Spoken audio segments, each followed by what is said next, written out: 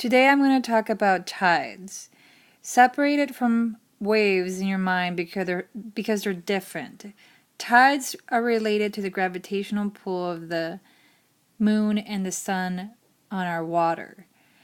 Now, to keep this simple or simplify this, you have to pretend Earth is just a ball of water. For this to work in your minds, you have to picture Earth as just a bowl of water.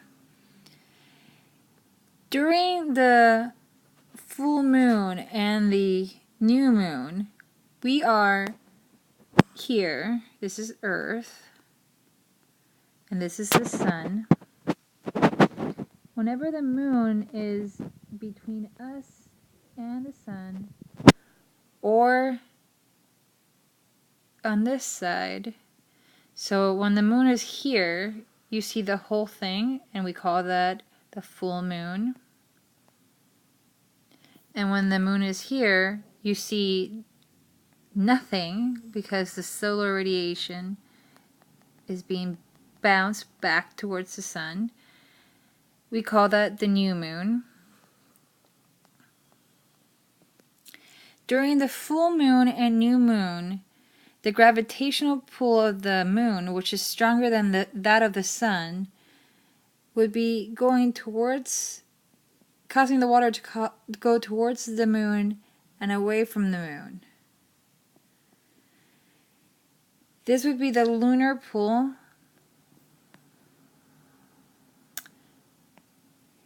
The solar pull will also be going in this direction, towards the sun and away from the sun. So during the full moon and new moon, when the moon, the sun, and the earth are aligned, you get the lunar pull and the solar pull in the same direction. So you get your highest high tides and your lowest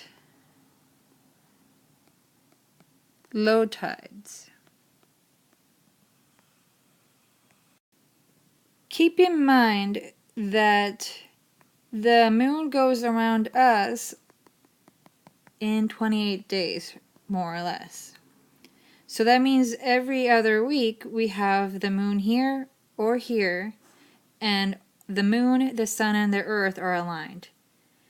So when we get our highest highs, if this would be our high tide and this would be our low tide, as Earth spins in 24-hour rotation, then this would be our high tide, then you would get a low tide, a high tide, a low tide. That's why some places on Earth get 2 high tides and 2 low tides a day. We get this twice a month. And we call these tides spring tides. Not to be confused with the season. It's relating to the position of the moon relative to Earth and the sun. Not only happening during springtime. Spring tides just mean you get the highest high tides and your lowest low tides. So the difference, the range between your high tide height and your low tide height is greatest. So you get a large range during this time. But as the moon rotates around us, there are times of the month when the moon will be here and here, making a 90-degree angle with the sun.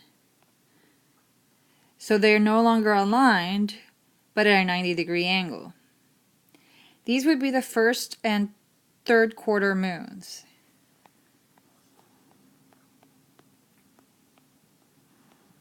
Instead of the full moon and new moon. So what we see during these times is half the moon, and half the moon is dark. So during these times, the solar pull will be towards the sun and away from the sun. And the lunar pole, which, as you remember, should be bigger than the solar pole, will be in this direction. Keep in mind my drawings are not to scale. This would be the lunar pole, and then the solar pole. Since the lunar pole is 45 to 47% larger than the solar pole, this would be your high tide, and this would be your low tide.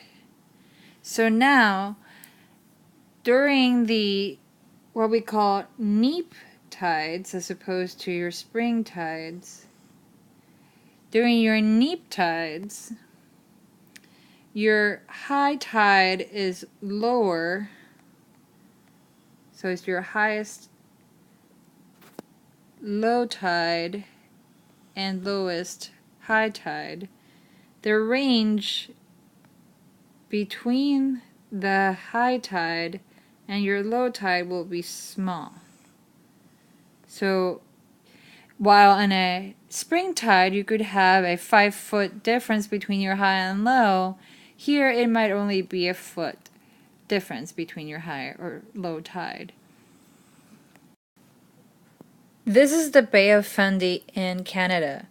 They have the most extreme spring tides, with the lowest tide over here. People can walk around on it, while on the high tide, a huge amount of water comes in and you could go boating on it. You wouldn't really want to be caught in this high tide if you were still walking around. Watch the video on the Bay of Fundy that I have added to the playlist on YouTube. In the previous 2 images, I have shown you 2 high tides and 2 low tides as Earth revolves in its axis. If Earth was in fact a ball of water and all of Earth was the same, then we would have 2 high tides and 2 low tides a day. This being your high tide, and this would be your low tide if you're looking at the difference between heights. We call this semi-diurnal because diurnal means daily. Now we know that Earth is not a ball of water. We have land masses, continents blocking the way. So as Earth rotates in its axis, some places of the world only get 1 high tide and 1 low tide a day. So they only get 1 a day. One's daily, diurnal. Other places like the west coast of the United States gets some really high tides and really low tides, and then not so high and not so low. So the difference between highs and the difference between lows is different. They're not the same steady height. We refer to these as mixed tides. The reason that the moon has a stronger gravitational pull than the sun on our tides is because the gravitational force is equal to a gravitational constant, the mass of 2 objects over the distance squared. The sun is extremely massive, so it would have a huge force, but it is so far away and distance is squared and in the denominator that it has a very, very small influence. There is a relationship between the mass and the force, so that the higher the mass, the higher the force. But the relationship between the distance and the force is inverse. So the smaller the distance, the greater the force. The moon might not be as massive and be it is actually quite small relative to Earth, but it is very, very close to us. So it has such a great influence on our tides that it is more than twice the influence of the sun. Think of it as when you're driving on the highway and you feel like you're getting pulled towards a semi-truck as opposed to when you're driving next to a sedan. The semi makes you feel like you're being pulled towards it, and another car doesn't have that effect. The reason is you're very close to that car, so your distance is small, and that semi-truck is very massive. So the force between you and the semi-truck is larger.